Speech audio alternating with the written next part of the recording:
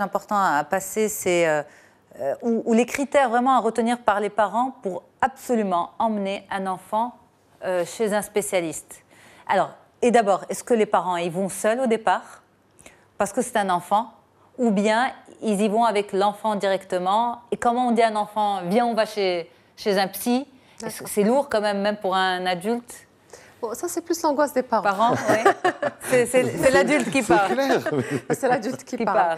Est-ce que l'enfant vient dans la première séance? Encore une fois, ça dépend des parents, parce que certains arrivent à parler spontanément devant le petit ou la petite. Mais il le faut pas? Ça dépend. Il n'y a pas de souci. Il n'y a pas de règle. Il n'y a pas de règle. S'il y a des choses qui ne peuvent pas être dites devant l'enfant, il vaut mieux qu'il vienne la séance suivante. Et après, ça dépend aussi des thérapeutes. Chaque thérapeute a sa façon de travailler. Moi, personnellement, je vois d'abord les parents. Les enfants, c'est la séance qui suit. Mais après, chacun sa façon de travailler. Après, pour répondre à votre question, quels sont les signes ou les choses qui devraient alarmer les parents?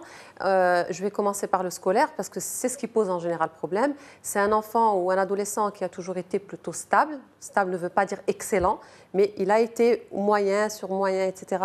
pendant pas mal d'années, et hop, il commence à chuter avec des notes extrêmement basses du jour au lendemain sans qu'on comprenne. Des observations des enseignants, l'enfant ne se concentre pas, difficultés, enfin, toutes les observations au cours du scolaire. Et ça apparaît subitement.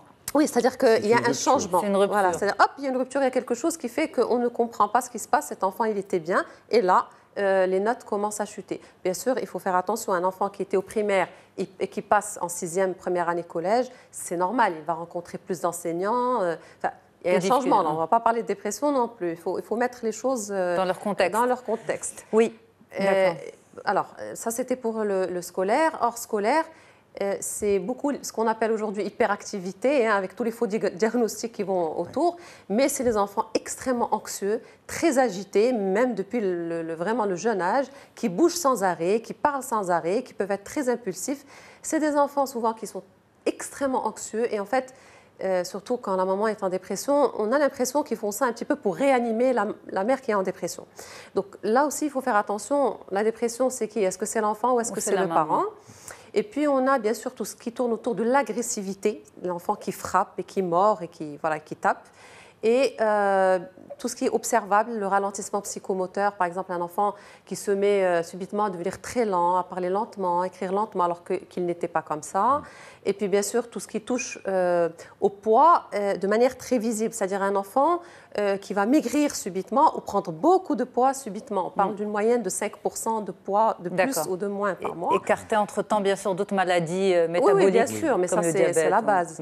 Et puis un dernier point qui me paraît très important, c'est tous les troubles du sommeil, c'est-à-dire l'enfant qui fait des cauchemars toute la nuit, qui se réveille, qui dort mal, qui est très fatigué le matin au réveil.